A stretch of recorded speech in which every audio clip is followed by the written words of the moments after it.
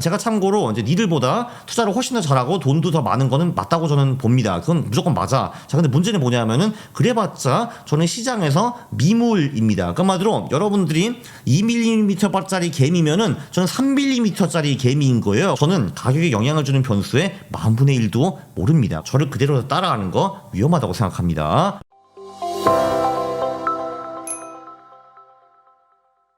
Yeah.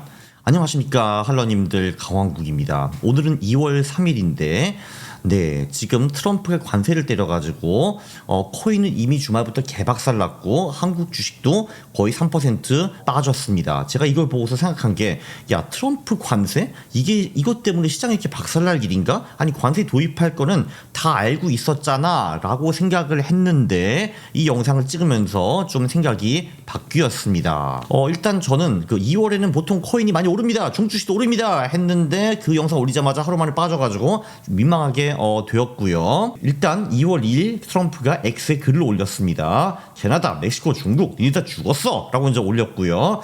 멕시코, 캐나다는 25% 관세, 캐나다 에너지만 10%, 그리고 중국은 추가 관세 10%를 때린다, 이런 거를 올렸고요. 그리고 한 두세 번이나 뭐 펜타닐들 마약이 들어오는 거 막아야 된다 이런 얘기를 계속했는데 이게 마약과 관세랑 뭔 상관인지 솔직히 잘 모르겠습니다. 아무튼 관세는 때렸고요. 이거는 팩트이고, 그 후에 시장은 개박살이 났습니다. 아무래도 주말에 코인장이 열려 있으니까 코인이 먼저 박살났고요. 그리고 한국 시장은 3% 빠졌고, 코인이 너무 빠져가지고 차트를 감히 잘 그리지 못하고 끔찍한 차트를 그냥 생략했습니다. 네, 그리고 이 관세 이슈가 터지기 전에도 관세 이슈를 별로 대수롭게 받아들이지 않은 사람입니다. 왜냐면은 트럼프는 대선 전부터 벌써 관세 엄청 올린다고 주장을 계속 해왔잖아. 그래가지고 왜 이것 때문에 시장이 빠지지 제가 이해가 안 됐거든요. 그래서 저는 제 선생님 GPT와 대화를 시작했습니다. 아니나 다를까 GPT의 인사이트가 제가 생각하는 것보다도 훨씬 더 크더라고요. 그래서 굉장히 많이 배웠습니다. 같이 얘기를 하면서요. 아니, 관세 도입을 다 예상했는데 시장이 왜 빠져라고 물어보니까 이런 식으로 답변을 줬어요. 한마디로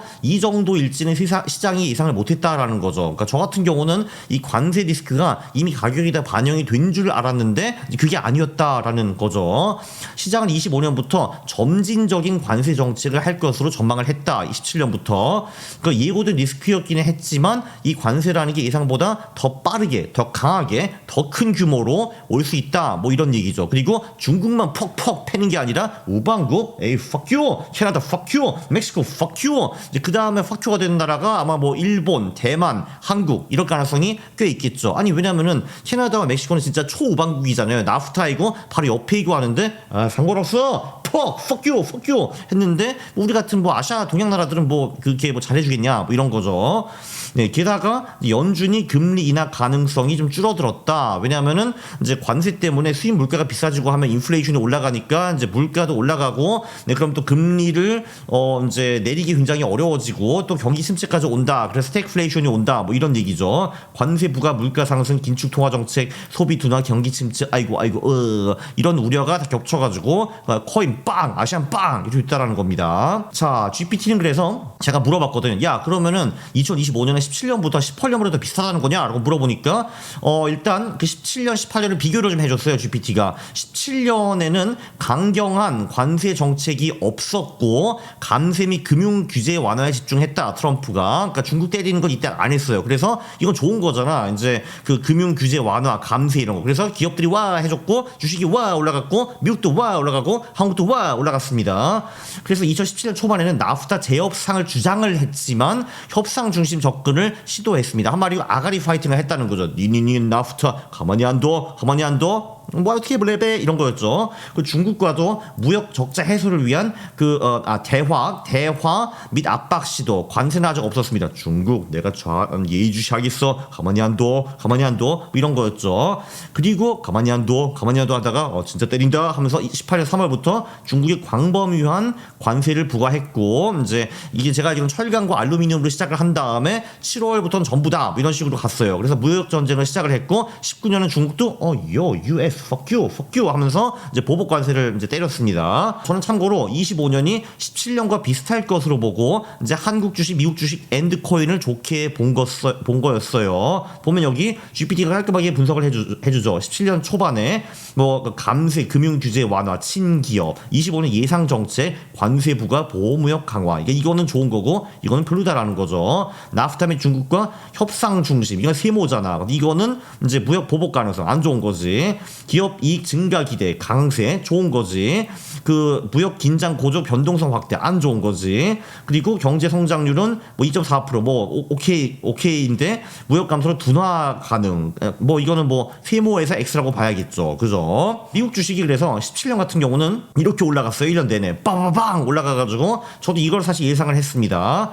자, 18년은 어땠는가 보면 이제 3월 뭐 이때쯤 뭐 관세를 때리고 막 이랬나 보죠. 근데 뭐 그 전후에 주식이 좀 빠지긴 했지만 결론적으로 한 9월까지는 괜찮았어요. 이게 왜냐면 근데 제가 질문을 했죠. GPT한테 야 무역 전쟁은 3월에 시작했고 7, 8월 본격화되었는데 왜 10월부터 장이 무너졌냐 라고 물어보니까 근데 관세 충격은 어찌어찌 미국 주식이 흡수를 했는데 이 파웰 또 이 사람이야. 파웰이 9월 말에 금리를 올리니까 시장이 붕괴가 되었다라고 하더라고요. 그리고 관세를 통한 실질적 충격이 10월 실적 발표 때부터 드러나기 시작해가지고 주가에 반영이 되었다. 그래서 결론적으로 18년 미국 주식은 6% 정도 빠졌습니다. S&P 500 기준으로요. 사실 많이 빠진 건 아니에요. 특히 이제 그전에 오른 것도 있고 해가지고 그 후반에 좀 까먹긴 했지만 많이 까먹진 않았다. 뭐 이런 거였어요. 그런데 요번에 이제 아시아 증시와 코인이 많이 빠졌는데 이제 한중일 대만이 트럼프 정책의 가장 직접적인 타격을 받을 것이다 이런 말이 나왔어요. 그러니까 한마디로 You are next. 일단 내가 말이야 멕시코, 캐나다 조졌고 중국 조졌고 그 다음에 다 뒤졌어 죽었어 하는 거잖아요. 특히 이제 반도체, 자동차, 배터리, 전자제품 등이 관세 대상이 될 가능성이 크다. 이거 다 한국이 하는 거잖아. 그쵸? 특히 대미국 무역 흑자가 많은 나라들 다 죽었어 하고 있습니다. 안 그래도 한중일 세 나라가 다 경제 상태가 다 그저 그렇잖아요 지금. 근데 한 대 더 퍽퍽 얻어맞는 겁니다. 이게 이제 그 코인 같은 경우도 디지털 금이라고 이제 사람들이 주장을 하기는 하지만 금은 확실히 이번에 좀 올랐거든요. 안전자산 취급을 받아가지고. 근데 코인은 안전자산 취급을 사실 시장에서 지금까지도 받지 못했고 어쨌든 요번에도 확실히 받지 못했습니다. 그리고 기본적으로 코인이라는 게 한번 빠지기 시작하면은 이제 선물이 청산되면서 더 빠져 이게 가능하거든요. 그래서 대폭락이 오는 경우가 굉장히 많죠. 네, 실제로 이번에 왔습니다. 2월 3일에 새벽이에요. 또 새벽이야. 역시 아시아 애들 선물하고 미국 애들 죽이는 거지. 그렇게 하고 있습니다. 그래서 한국 주식은요 2017년에 굉장히 좋았어요. 2000에서 2600까지 갔습니다. 플러스 30% 이제 올랐거든요. 왜냐면 제 생각에는 일단 2016년 11월에 트럼프가 집권을 하고 한국 사람들 벌벌 떨었는데 17년에 와보니까 쟤 말만 많고 하는 거 없네. 역시 병신이네. 해가지고 이제 주식이 올랐어요. 트럼프 별거 없네 하면서. 근데 18년에 무역전쟁 진짜로 시작되고 관세 빡빡 때리니까 말만 한 게 아니었네. 진짜 때리네. 하면서 주식이 다시 2600에서 아주 온 거를 전부 다 반납해가지고 다시 2000 밑으로 떨어졌습니다. 마이너스 30%가 된 거죠. 여기서 플러스 30, 마이너스 30. 아이고. 참고로 근데 한국 같은 경우는 이제 미국은 9월까지 그래도 잘 버텨줬는데 한국은 처음부터 작살나기 시작해가지고 계속 작살나다가 마지막에 파월이 금리 올리니까 더 한번 크게 작살나고 끝났습니다. 그래서 연 17%라고 하네요. 30%는 아니네. 쏘리. 그치. 왜냐면 여기서 좀 올랐다가 여기가 2600이거든요. 그러니까 2600 이때부터 2000 밑으로 떨어진 거지. 그래서 최대 낙폭은 30%가 맞네. 오케이. 자, 그 다음에 미국이 무역 전쟁의 주체였지만 오탈장을 빨리 만들어 보니까 한국은 그 피해를 입는 중간자였다. GPT가 참 글도 이쁘게 잘 써. 이게 GPT를 그냥 갖다 베낀 겁니다. 이거는 미국이 무역 전쟁의 주체였지만 한국은 그 피해를 입는 중간자였다. 뭐 이런 겁니다. 여기서 제가 이제 한마디 추가할 게 뭐냐면은 제가 사실 16년 11월에 코트라 정부기관에 있었어요. 저는 사실 2017년에도 트럼프가 뭐 엄청 많이 한 줄 알았는데 오늘 제가 GPT랑 분석을 해보니까 2017년에는 주로 이제 입만 놀리고 18년부터 본격적으로 패기 시작했다 이거죠. 그렇기 때문에 17년에 주식이 꽤 많이 올랐어요. 왜냐면 예상했던 거 트럼프 별거 없네 해가지고 와 올랐다가 근데 18년부터 예상했던 것과 같이 역시 미친놈이었어 하면서 주가가 다시 떨어진 거죠. 이거는 제가 확실히 좀 간과를 했습니다. 간과를 했어요. 자, 그러면은 18년과 25년을 비교해보면 어떤가? 이것도 GPT한테 물어보니까 25년이 좀 더 안 좋다라고 주장을 하고 있습니다. 심지어 GPT가 GPT가 하는 말이 개소리가 아니라 그럴듯하게 들린다는 게 문제예요. 이제 비슷한 점은 뭐냐? 관세 부과로 기업들의 이익률이 하락할 것이다. 글로벌 공급망이 좀 붕괴가 될 것이다. 연준의 긴축 정책이 유지가 될 것이다. 이거는 18년, 25년 똑같다라고 하는데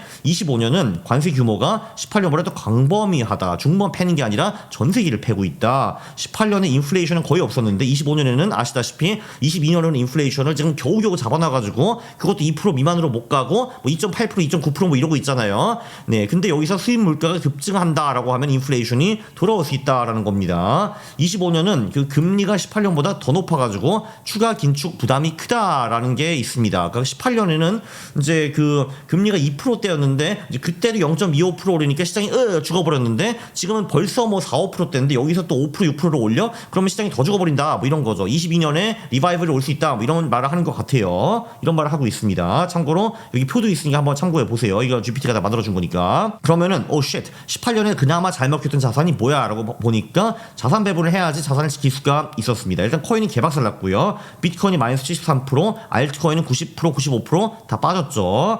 보면은 S&P 500 미국은 그나마 별로 안 빠졌는데 신흥국은 작살났고요. 원유도 작살났고, 네, 그리고 달러화는 좀 올랐고, 네, 그리고 그 채권과 금은 뭐 둘 다 투자했으면 똔똔 뭐 이 정도였습니다. 그래서 금과 달러와 채권이 그나마 선방을 했다라고 볼 수가 있어요. 그래서 GPT는 이런 거를 확대할 거를 권장을 하더라고요.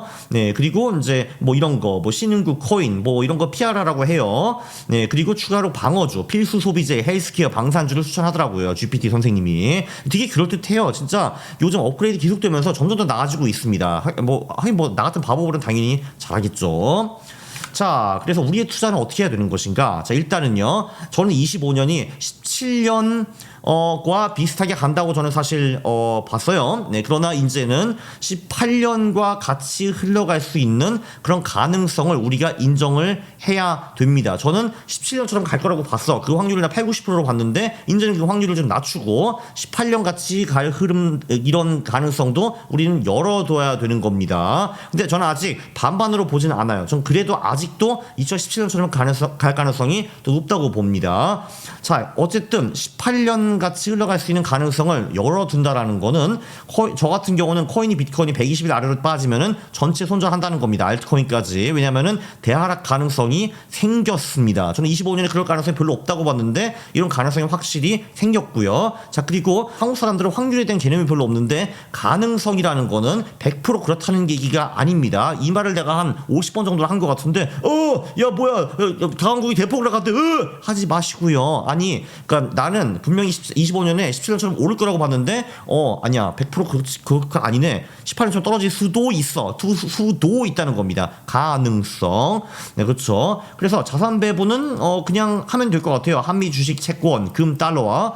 근데 비중 조절은 좀 고민할 필요가 있죠. 주식을 좀 낮추고 뭐 금, 채권을 좀 늘린다든지 이런 거는 가능할 것 같아요. 특히 5월, 10월에 더욱더 그렇죠. 그러나 세상은 이렇게 간단하지가 않아요. 뭐 트럼프 하나 때문에 주식시장이 전부 다 움직이고 빠지고 이런 게 아닙니다. 한계 팩터가 시장 전체를 좌지우지할 수는 없어요. 그리고 25년에 시장이 오른다는 팩터도 살아 있습니다. 제가 이런 영상에서 다 말씀을 드렸는데 이제 코인은 반감기 이슈가 있죠. 반감기 후 1년쯤 지나면은 확실히 공급이 많이 줄어들었고 그리고 이제 코인 같은 경우는 트럼프가 코인을 또 좋아하고 그리고 추가 수요가 많습니다. 기업, 국가, 뭐 ETF 기관 이런 데서 그리고 이제 대통령 사이클을 보면은 최근에는 확실히 대통령 1년 차에 주식이 많이 올랐거든요. 그리고 1월도 그 한국, 미국 주식 둘 다 올랐어. 이것도 좋아요. 네, 그리고 이제 홀수에도 보통 주식이 좋다. 이런 거를 다 감안하면은 지금 무조건 2025년이 18년과 똑같이 흐른다라는 거는 아닙니다. 그리고 원래 주식 같은 경우는 2, 3월 중순까지 좀 별로거든요. 그래서 아직은 저는 2018년론을 못 믿겠으나 2018년처럼 흘러갈 가능성이 높아진 거 그거는 확실합니다. 네, 그러면 이제 또 이런 분이 꼭 나올 거. 네 이놈 감히 말을 바꾸냐 이 사기꾼 놈 하실 거거든요. 아니 근데 제가 아는 팩트와 제 지식이 바뀌었는데 10년 내내 똑같은 주장을 하는 게 그게 사기입니다. 그러니까 뭐 이런 거지. 예를 들면 제가 삼성전자를 좋아한다고 칠게요. 그러면 삼성전자 오릅니다. 근데 2년 지났어. 저기요 경쟁력이 많이 약화됐는데요. 아닙니다. 그래도 삼성전자 오릅니다. 5년 후에 삼성전자 파산했는데요. 아닙니다. 그거 파산한 것처럼 보이지만 파산한 게 아닙니다. 그래도 삼성전자 오릅니다. 이렇게 할 수는 없는 거잖아. 기본적으로 팩트가 바뀌고 상황이 바뀌면은 나는 당연히 내 주장을 바꿀 수밖에 없습니다. 제가 참고로 이제 니들보다 투자를 훨씬 더 잘하고 돈도 더 많은 거는 맞다고 저는 봅니다. 그건 무조건 맞아. 자, 근데 문제는 뭐냐면은 그래봤자 저는 시장에서 미물입니다. 그 말대로 여러분들이 2mm짜리 개미면은 저는 3mm짜리 개미인 거예요. 그래서 이제 여러분들이 보기에는 와, 쟤 키 엄청 크다. 나보다 1mm나 더 크네. 와, 저런 위대한 개미가 있어. 그리고 저도 그래요. 헤헤, 내가 니들보다 훨씬 더 커. 1mm나 크다. 나 진짜 왕개미야 왕개미 하는데 그래봤자 지렁이 개미일 뿐입니다. 저는 가격에 영향을 주는 변수의 10,000분의 1도 모릅니다. 그래가지고 저를 그대로 따라가는 거 위험하다고 생각합니다. 네, 어쨌든 시장이 뭐가 맞고 뭐가 틀렸는지 우리한테 알려줄 거거든요. 자, 그럼 그거를 인정하고 재빨리 대응을 하는 것이 투자자가 할 수 있는 최선입니다. 그래야지 살아남고 돈을 법니다. 자, 분명히 말했죠. 저는 아직은 2017년설을 믿는다고. 근데 가격이 계속 빠져. 그럼 보면은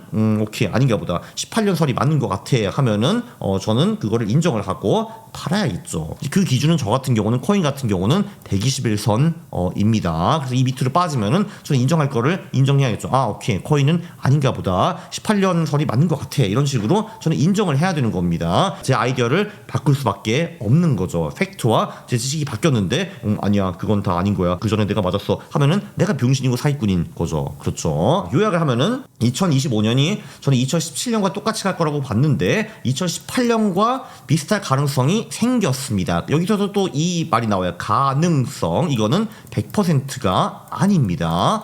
네, 그러나 0%도 확실히 아니다는 거지. 이거보다 확률이 높다라는 겁니다. 3월부터 가격이 다시 오른다. 왜냐면 원래 주식이라는 게 2, 3월에 주춤하고 3월에 오르는 것이 내추럴한 거니까. 자, 그렇다고 하면은 저는 다시 2017년설을 믿을 가능성이 높죠. 근데 3월 넘어도 계속 비실거려. 트럼프 계속 뭐 패고 막 그래. 그러면은 18년설의 가능성이 그만큼 더 높아지는 겁니다. 그럼 지금은 저는 이제 사실 18년설 가능성을 한 그래도 아직도 한 뭐 20%, 25% 이 정도로 보고 있는데 3월 후에 계속 비실거려. 그럼 그 가능성이 점점 높아지는 거지. 이 30%, 40%, 50% 이런 식으로. 예, 가장 중요한 자산은 코인입니다. 왜냐하면은 17년 설이 맞으면은 코인은 대폭등할 거고 18년 설이 맞으면은 코인은 그러니까 조기 대폭락이 올 수도 있는 거거든요. 저는 아직은 17년 파벌이에요. 그러나 121선이 붕괴가 되면 저는 일단 팔고 볼 겁니다. 왜냐면은 내가 또 틀려가지고 결국은 17년 선이 맞았다면 다시 되사면 되는 거거든요. 저는 아주 편합니다. 근데 만약에 18년 설이 맞았는데 내가 안 팔았어. 그럼 나 그지 되는 거잖아. 네, 그럴 수는 없는 거죠. 나머지 자산 같은 경우도 제가 지금 주식, 채권, 금 비중이 5대 3대 2거든요. 예, 여기서 이제 한국, 미국 나눠져 있고 이제 뭐 주식 같은 경우는 중국, 인도, 일본 다 있잖아. 근데 뭐 예를 들면 이거를 4대 3대 3으로 재분배를 한다든지 아니면은 뭐 아예 4대 3대 3이 아니라 현금 비중을 얼마나 넣고 나머지를 재분배한다든지 이런 걸 충분히 검토할 수가 있는 거죠. 아니 5, 3, 2, 4, 3, 4 보니까 내가 축구하는 것 같네. 자, 코인 한번 보셔. 17년에는요 코인이 정말 천국이었어. 이때 거의 100배 올랐거든요. 100배 올랐는데 이때 18년은 코인 지옥이었죠. 이때 아마 한 80% 이상 빠졌을 겁니다. 그죠? 이제 80%인가? 뭐 이 정도 빠졌어요. 네, 그래서 100배냐 마이너스 80%냐 아무튼 이게 지금 걸려 있거든요. 저는 아직도까지는 2017년 파벌입니다. 어떻게 될지 가격이 어떻게 될지 같이 한번 지켜보시죠. 네, 유익한 영상이었으니까 구독과 좋아요 부탁드립니다. 싫어요를 누르시면 제가 매우 싫어합니다. 감사합니다.